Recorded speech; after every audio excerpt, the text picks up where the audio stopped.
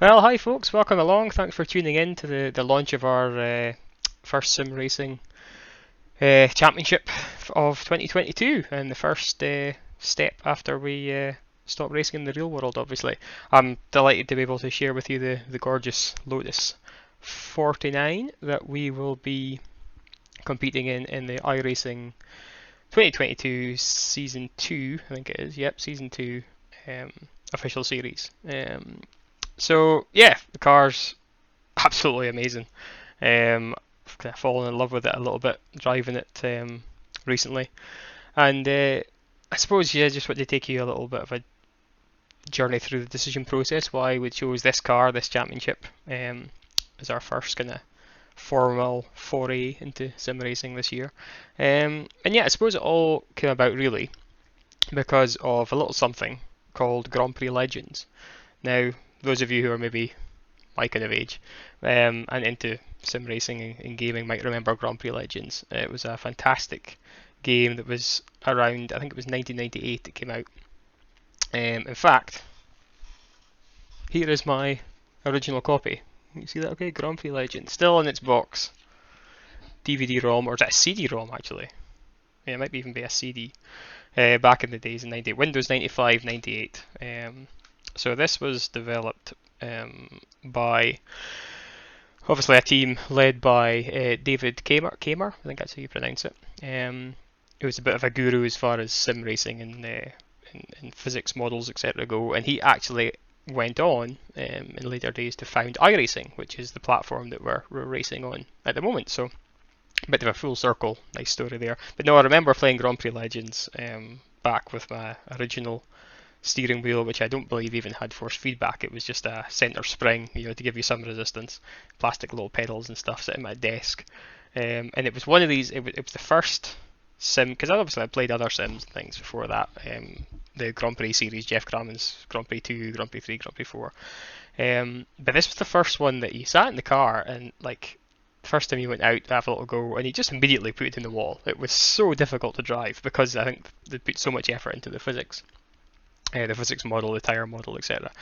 And you just had to spend hours and days trying to get on top of the car. They were so difficult to drive because of the realism, and it was so. I mean, it put a lot of people off, obviously, but for me, it was so rewarding. Even just to be able to start stringing laps together, and you're constantly sliding the things. I think it says in the back here when power slides and four-wheel drifts were the style of the day, and it's true enough. Then that's how you had to drive the cars, and it was just so difficult and so ahead of its time, physics wise and things for that. So I remember Dad and me used to spend evenings like taking turnabout going around to historic Silverstone and things. But yeah, fantastic. So anyway, Grand Prix Legends, it was based on the 1967 Formula One season. The reason they chose that was a couple of things. It was the last year before the cars, the F1 cars started to be painted in like sponsor colours and have stickers all over them for sponsors. So they all tended to be in their national colours, like British Racing green, obviously Italian red for Ferrari, that type of thing. But also from the technical side, it was the last year that Formula One cars did not have aerodynamic aids, so wings. They started to sprout wings in 1968 onwards. Obviously, started off very basic until you have the kind of crazy machines that we have today. But for that reason, the cars were just the absolute. Well, I see them as the pinnacle of mechanical race cars, if you like. Certainly single seaters. As I say, there's no aero in there. The tyres were big, as you can kind of see in the car in front of you here. The tyres were big and chunky, but they were treaded and they were quite hard. They would often last multiple races. They were, so there was such a finesse to driving these things. So she's such a huge respect, and so dangerous as well. I mean, it's basically. I mean, look at the car. I mean, I'll tell you what. I'll take myself off of that so we can have a little look at the car. It's that one. But yeah, I mean, it basically, there's the driver, an engine, there's a fuel tank in there somewhere. I think it's probably behind the driver, and that's basically it. If you crash or something, there's literally nothing to stop you coming out of that. In fact, I think they didn't have seatbelts a lot of the time, because they thought it was safer to be thrown clear. But yeah, it's ridiculous machines, and these things, although they're so basic, obviously very slippery because there's no There's no wings in there to slow you down, and also tons of power. 3 litre V8 in the Lotus here. So huge amount of power. They were doing 200 miles an hour at some of the crazy old circuits like Spa, Monza. Maybe not Monza, not quite as long as Spa straights, but yeah, I mean up 180, 190 easily with no guardrails, trees at the side of the track. Anyway, it was a crazy, crazy time for motorsport. But luckily in sim racing, we don't have to worry about the safety aspect. So always loved these cars. Always loved the era of Formula One. So really, really excited to get back into driving them properly after the olden days of Grand Prix Legends. So specifically the Lotus 49 here. So again, spoke about power. So roughly 400 brake horsepower. It weighs about 500 kilos, I think. In fact, I'll just double check that on the car info page. I'm sure it was 500 kilos. Blah, blah, blah. Yeah, 530 kilos, it says it there. So 400 brake horse, 500 kilos. So that basically means it's the same weight as the Formula 4 that I used to drive, but it has the same power as the BMW M3 that I drive on the road, which is mental when you think about it that way. So yeah, but unbelievable machine. This car especially was a very famous car. Obviously, it was the first Formula One car to successfully use the gearbox as a stressed chassis member at the back, which is obviously became the norm after that. And it was just such a fast machine. It was unfortunately very unreliable, so it didn't actually win the championship in 1967. But it won its first race. It was introduced at the Dutch Grand Prix. Graham Hill put it on pole, having done most of the testing in the car. Jim Clark, the other driver, obviously close to my heart, being a Scotsman. The first time he sat in the car, or first time he drove it, was at the Dutch Grand Prix. I think he qualified 8th. I think Hill retired, again, setting the tone for the season pretty much. The car was quick but unreliable. And Clark came through as he got used to the car and won by like 25 seconds or so in the end from 8th on the grid as he gradually got used to it. It's also the car in which Jim Clark had what's widely regarded as one of his greatest drives. Was at Monza that year for the Italian Grand Prix. He qualified on pole. I think there was a kerfuffle at the start, some kind of miscommunication at the start. A number of drivers jumped the lights, so he dropped back, fought back and took the lead within a few laps. Pulled away into the distance, and then I think he picked up a cut tyre, so I had to come into the pits and get that changed. In those days, obviously, these things aren't easily changed, as you can probably tell. There was a lot of time changing tyres. I think he lost the whole lap, came out of the pits, caught the leaders, unlapped himself, caught them again through the race. It took the lead, pulled away again, and then unfortunately I think he ran out of fuel on the last lap, so he ended up finishing third, coasting across the line. But what a drive to lose the lead! I mean, you just wouldn't get that in Formula One nowadays. Losing the lead, going a lap down, unlapping yourself, and then taking the lead again, without some other circumstances helping. But yeah, amazing car. Obviously, I've got a small connection to Jim Clark as well, in that a couple of years ago, the first year we won the Scottish Formula 4 Championship, 2019, we were also awarded the BMRC Trophy, which was a massive honour for me, and it was first won by Jim himself in 1952, I believe. So to have my name on the same trophy as Jim Clark is pretty cool. Pinch myself every time I say that. So yeah, to be driving virtually his car, it's pretty cool. So the car itself, paint scheme wise, again I'll disappear myself as well here. So because it's a bit retro, obviously we're going back to the 60s, we try to dull down the usual colour scheme a little bit. So we've gone for an off-white as opposed to the brilliant white you usually see in our liveries. Obviously the black lines are still there. The red, we've gone for like a maroon red, again trying to keep with the era. And just got the name on the side there. That was quite a nice touch, I think. I just really like how it looks. I mean, obviously the car will always be iconic in the Lotus livery and the Lotus colours, but I think it suits our red and black lines pretty well. I am biased, of course. So that's that. So where will we be racing it?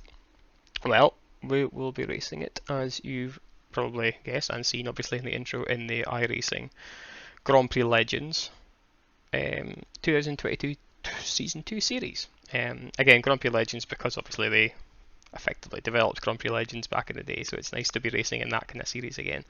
So the races are actually, I won't explain how it all works, iRacing. You'll see that in we did a video last year. I'll stick a link up the top if you want to go back and find out how championships and iRacing works, etc. But I'm planning on doing 2 races a week, most weeks of the series, obviously a 12-week season. Thursday night at 7:30, I believe. It's usually a pretty busy race, so I'll probably stream that one on the channel, so please tune in if you're free on Thursday nights and fancy watching me wrestle this thing around the track against others. And then on Saturday afternoons they hold what is usually termed the SOF, the Strength of Field race, which is broadcast live on YouTube in a TV style, presentation with commentary, etc. So hopefully I'll make some of those, and again, if you're free on a Saturday afternoon, feel free to tune in and cheer us on. Again, I'll stick links up on the social media pages and things when we're due to be racing. First round is, I believe, a couple of weeks into March, so we're not far away now. So yeah, a couple of rules that I set myself when driving this thing is that I want it. Obviously, I'm competitive, and I want to win, obviously, otherwise I wouldn't be racing. What's the point? But I want, specifically with this championship, I want to do it properly and as realistically as I can. So first off, you might see just in the edge of the camera here this beautiful replica steering wheel that we got from 3D Wrap company in Italy.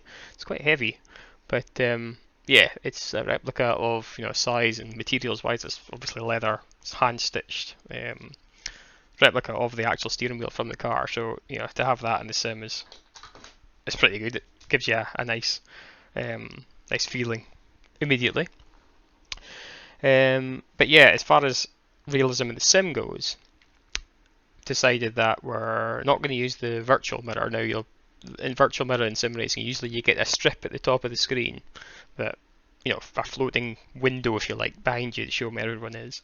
But again, you don't have that in the real car, so I've done away with that, and I've got to use the 2 little mirrors, which are right down here at the bottom of the screen. But they should be big enough to show me where people are. I am obviously not going to turn on any driver aids whatsoever, so we're completely driving it raw. Everything away down to starting the engine. I have to remember to start the engine properly. But yeah, none of the driver aids like assistances with clutches or throttle, brake, etc., etc. And also no telemetry. Obviously telemetry is a great tool for helping you develop a setup, but in 1967 they didn't have telemetry, so I'm going to try and develop my own setups just via feel, which to be fair I'm used to in the Formula 4 anyway, but this thing's a little bit more complicated.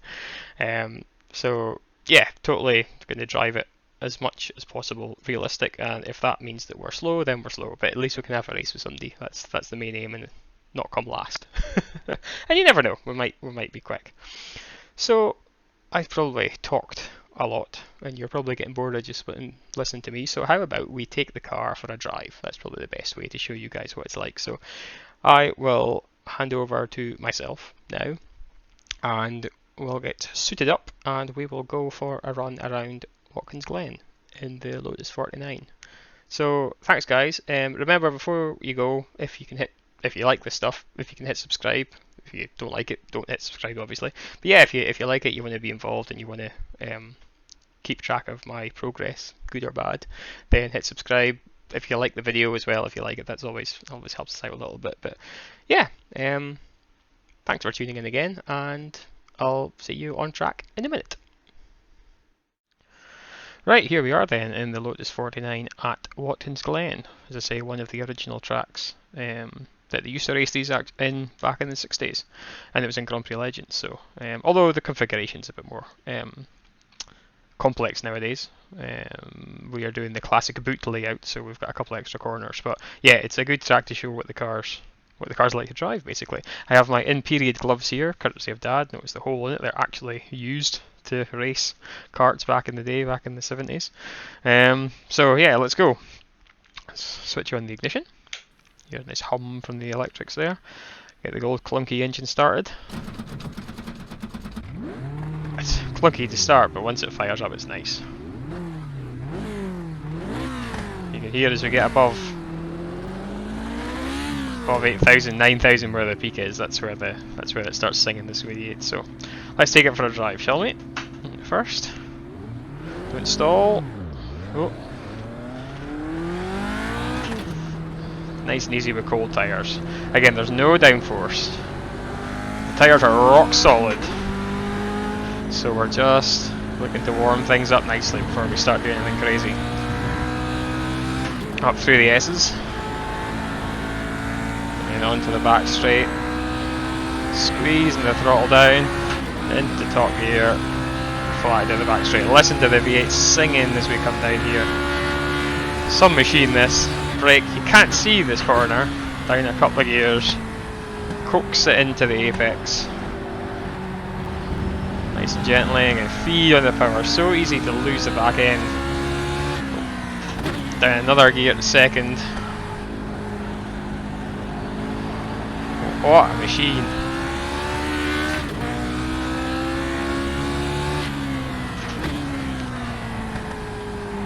And you can really feel it moving on the suspension because it's so soft compared to modern race cars. You brake what seems like so early because you've no downforce and they're the hard tyres obviously, but it's a bit of a misconception that you're having to brake early because it's so powerful and so light that you're doing crazy speeds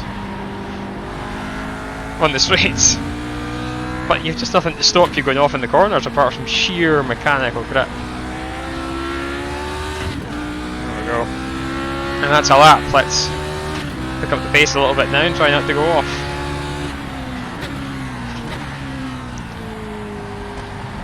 Here's where the old start line was, down here back in the 60s. This was the first corner, which would have been exciting heading uphill through the S's.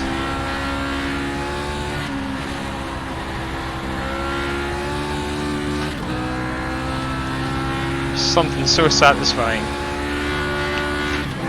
about banging through the gears on a manual box in this thing. And of course the blip on the throttle, no heeling and towing in the car, it's a dog gearbox, so a bit like the Formula Ford that I used to drive. You just have to blip the throttle on the down change to get it into gear. And when you start to get the temperature in the tyres and you start to build the confidence, squeezing on the throttle out of the corners becomes such a joy.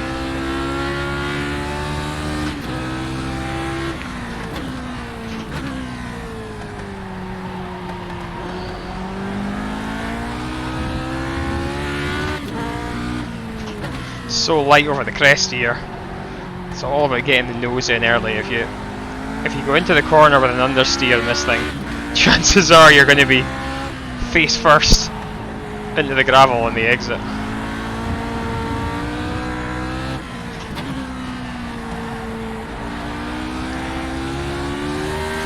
Yeah.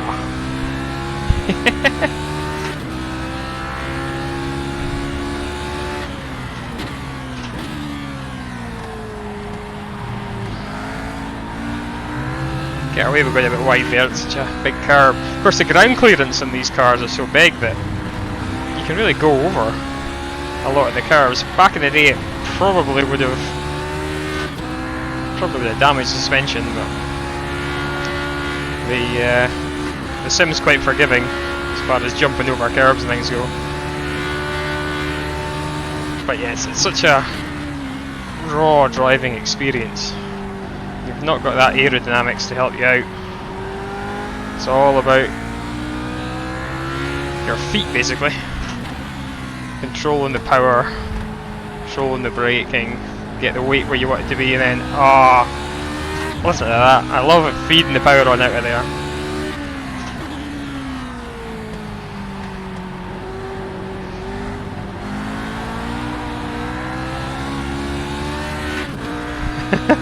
It's just so much fun.